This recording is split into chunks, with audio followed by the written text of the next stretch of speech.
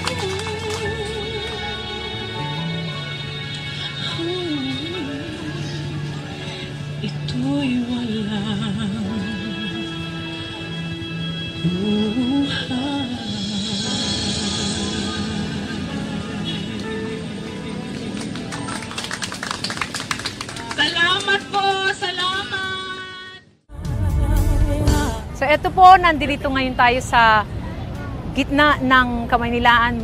Actually po, sa likod natin ng City Hall. Kanina po, natunghayan ko po kung paano magtrabaho sa bangketa. Actually po, kung paano po maging isang mga awit sa kalye. Kanina po na-meet ko po si Kuya Ben at si Ate Flor. At para sa akin, ito po ay isang kakaibang entablado na para mag-perform po. Yung dalawang mag-asawa hinahangaan ko po. Kanina natanong ko sa kanila na kung kailan sila nagsimula kumanta sa bangketa. Sinabi ni Ate Flor, dalaga pa lang po siya. At hindi po biro ito, para hong pumapasok din sa opisina. Pero po, syempre, pag sa opisina, lahat po ng convenience na doon, aircon ang inyong kwarto. Pero po, si na Ate Flor at si Kuya Ben, magmula umaga at hanggang gabi ang kanilang pagkakanta sa bangketa. Para sa akin po, hindi po ito madali. Kahit papano, wala pa po sa fraction ng kanilang ginagawa ang na-experience ko kanina. Napakasaglit lang nung kaninang kumanta ako ng 3 kanta. At mainit ang araw, marami pong dumadaan na sasakyan, mausok, maingay. Hindi po biro na trabaho yon para sa kanila. But I was able to experience it, and palagay ko it's not gonna be easy for the rest of us na magkaroon ng ganong trabaho. So ako'y nagpapasalamat dahil nabigyan ako ng ganong pagkakataon na ma-experience kung paano po magtrabaho ng katulad po ng trabaho ni Kuya Ben at saka ni Ate Flor. Kinanta ko po yung Saan Darating ang Umaga, Anak, at saka Starting Over Again. Ang nakakatuwa po doon, syempre, hindi naman po maaring ma-recognize ng tao kung sino yung kumakanta. So marami pong biglang tumayo doon at tumigil para makinig at manood sa pagtatanghal ko kanina. So I will always treasure this moment, and sana nga po makarating yung mga inawit kong yon sa iba pang mga tao. So let's see kung ano po ang maaari pa nating i-explore na experience sa susunod. Hi there, babe. Hi. Happy anniversary. Happy anniversary. I'll be late. You'll be late. All right. Bye. I'll wait for you.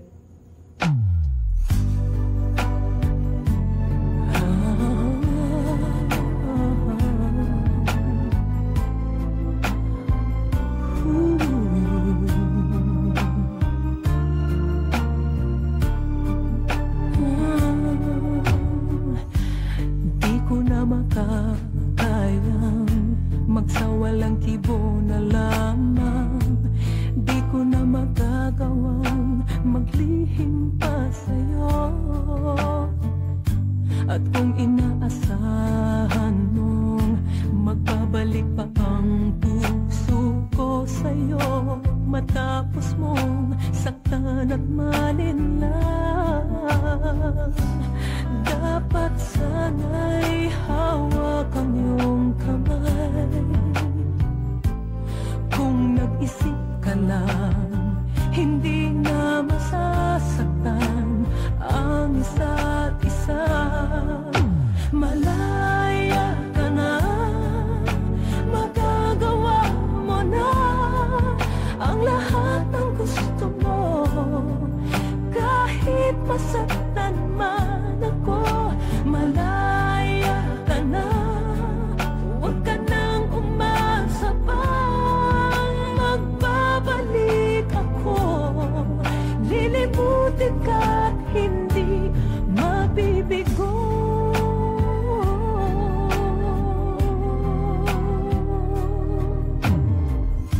Ang tangi kong hangad sa'yo, maging tapat ka sa damdamin mo, sa kung sino man magmamahal sa'yo.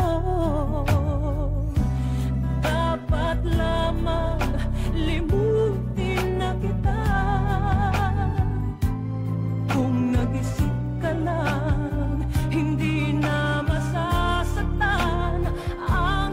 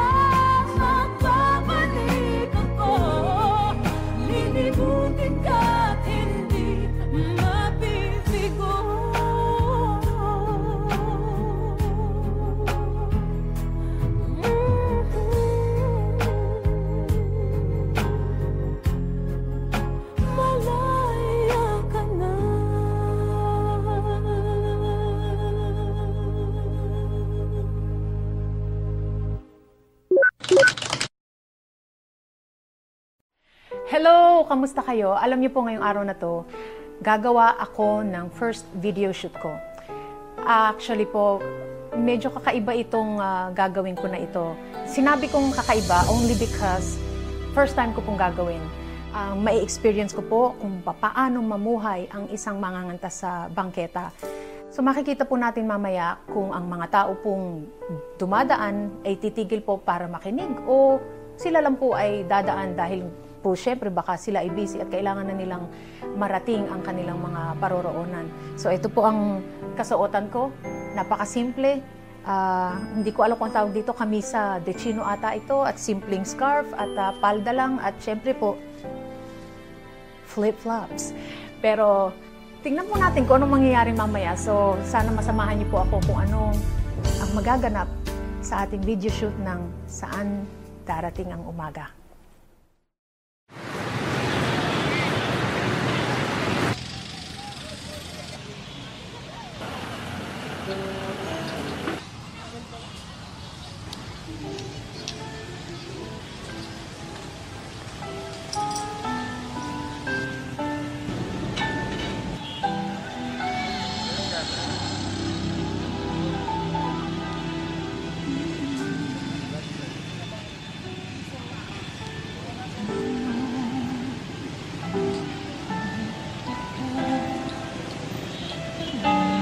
Lalayo tayo sa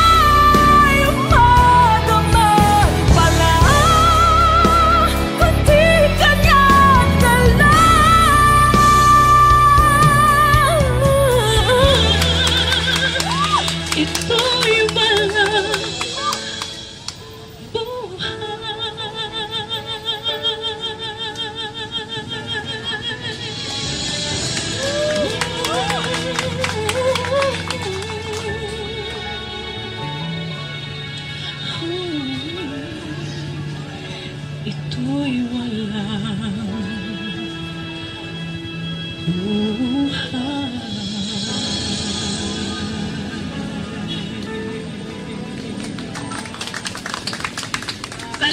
po! Salamat! So ito po, nandito ngayon tayo sa gitna ng Kamaynilaan. Actually po, sa likod natin ng City Hall. Kanina po, natunghayan ko po kung paano magtrabaho sa bangketa. Actually po, kung paano po maging isang mga awit sa kalye. Kanina po na-meet ko po si Kuya Ben at si Ate Flor. At para sa akin, ito po ay isang kakaibang entablado na para mag-perform po. Yung dalawang mag-asawa hinahangaan ko po. Kanina natanong ko sa kanila na kung kailan sila nagsimula kumanta sa bangketa. Sinabi ni Ate Flor, dalaga pa lang po siya. At hindi po biro ito, para pumapasok din sa opisina. Pero po, syempre, pag sa opisina, lahat po ng convenience na doon, aircon ang inyong kwarto. Pero po, si na Ate Flor at si Kuya Ben, magmula umaga at hanggang gabi ang kanilang pagkakanta sa bangketa. Para sa akin po, hindi po ito madali. Kahit papano, wala pa po sa fraction ng kanilang ginagawa ang na-experience ko kanina. Napakasaglit lang nung kaninang kumanta ako ng 3 kanta. At mainit ang araw, marami pong dumadaan na sasakyan, mausok, maingay. Hindi po biro na trabaho yon para sa kanila. But I was able to experience it, and palagay ko it's not gonna be easy for the rest of us na magkaroon ng ganong trabaho. So ako'y nagpapasalamat dahil nabigyan ako ng ganong pagkakataon na ma-experience kung paano po magtrabaho ng katulad po ng trabaho ni Kuya Ben at saka ni Ate Flor.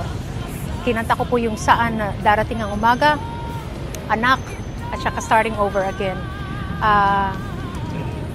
Ang nakakatuwa po doon, syempre, hindi naman po maaring ma-recognize ng tao kung sino yung kumakanta. So marami pong biglang tumayo doon at tumigil para makinig at manood sa pagtatanghal ko kanina. So I will always treasure this moment, and sana nga po makarating yung mga inawit kong yon sa iba pang mga tao. So let's see kung ano po ang maaari pa nating i-explore na experience sa susunod. Hi there, babe. Hi. Happy anniversary. Happy anniversary. I'll be late. You'll be late. All right. Bye. I'll wait for you.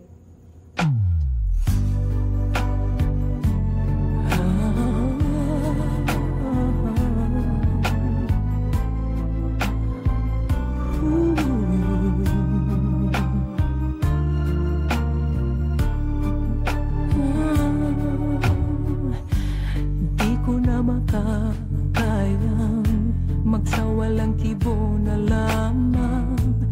Di ko na magagawang maglihim pa sa'yo. At kung inaasahan mong magbabalik pa ang puso ko sa'yo, matapos mong saktan at malinlang, dapat sana'y hawak ang iyong kamay. Kung nag-isip ka lang, hindi na masasaktan ang isa't isa. Malaya ka na, magagawa mo na ang lahat.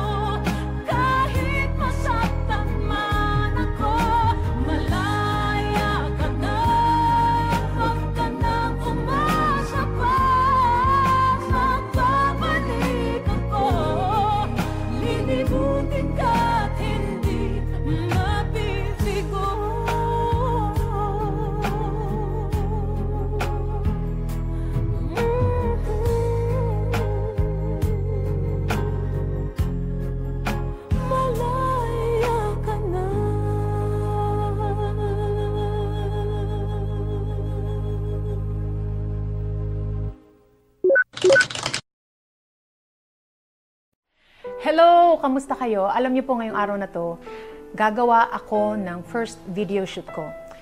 Actually po, medyo kakaiba itong gagawin ko na ito. Sinabi kong kakaiba only because first time ko pong gagawin.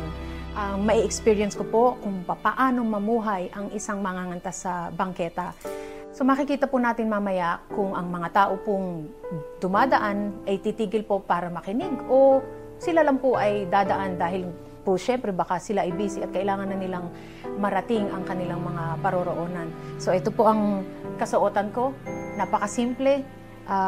Hindi ko alam kung tawag dito, kamisa de chino ata ito at simpleng scarf at palda lang at syempre po flip-flops. Pero tingnan po natin kung anong mangyayari mamaya. So sana masamahan niyo po ako kung ano ang magaganap sa ating video shoot ng Saan Darating ang Umaga.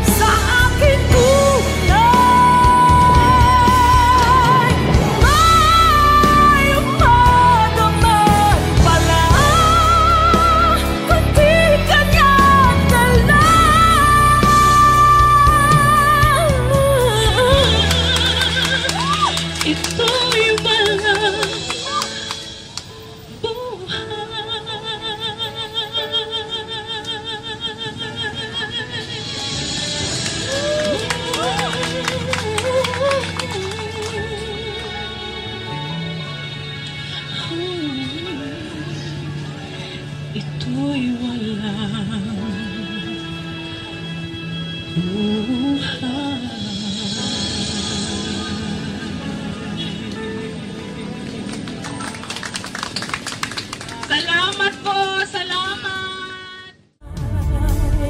So ito po, nandito ngayon tayo sa gitna ng Kamaynilaan. Actually po, sa likod natin ng City Hall. Kanina po, natunghayan ko po kung paano magtrabaho sa bangketa. Actually po, kung paano po maging isang mga awit sa kalye. Kanina po na-meet ko po si Kuya Ben at si Ate Flor. At para sa akin, ito po ay isang kakaibang entablado na para mag-perform po. Yung dalawang mag-asawa hinahangaan ko po. Kanina natanong ko sa kanila na kung kailan sila nagsimula kumanta sa bangketa. Sinabi ni Ate Flor, dalaga pa lang po siya. At hindi po biro ito, para pumapasok din sa opisina. Pero po, syempre, pag sa opisina, lahat po ng convenience na doon, aircon ang inyong kwarto. Pero po, na Ate Flor at si Kuya Ben, magmula umaga at hanggang gabi ang kanilang pagkakanta sa bangketa. Para sa akin po, hindi po ito madali. Kahit papano, wala pa po sa fraction ng kanilang ginagawa ang na-experience ko kanina. Napakasaglit lang nung kaninang kumanta ako ng 3 kanta. At mainit ang araw, marami pong dumadaan na sasakyan, mausok, maingay. Hindi po biro na trabaho yon para sa kanila. But I was able to experience it, and palagay ko it's not gonna be easy for the rest of us na magkaroon ng ganong trabaho. So ako'y nagpapasalamat dahil nabigyan ako ng ganong pagkakataon na ma-experience kung paano pong magtrabaho ng katulad po ng trabaho ni Kuya Ben at saka ni Ate Flor. Kinanta ko po yung Saan Darating ang Umaga, Anak, at saka Starting Over Again. Ang nakakatuwa po doon, syempre, hindi naman po maaring ma-recognize ng tao kung sino yung kumakanta. So, marami pong biglang tumayo doon at tumigil para makinig at manood sa pagtatanghal ko kanina. So, I will always treasure this moment, and sana nga po makarating yung mga inawit kong yon sa iba pang mga tao.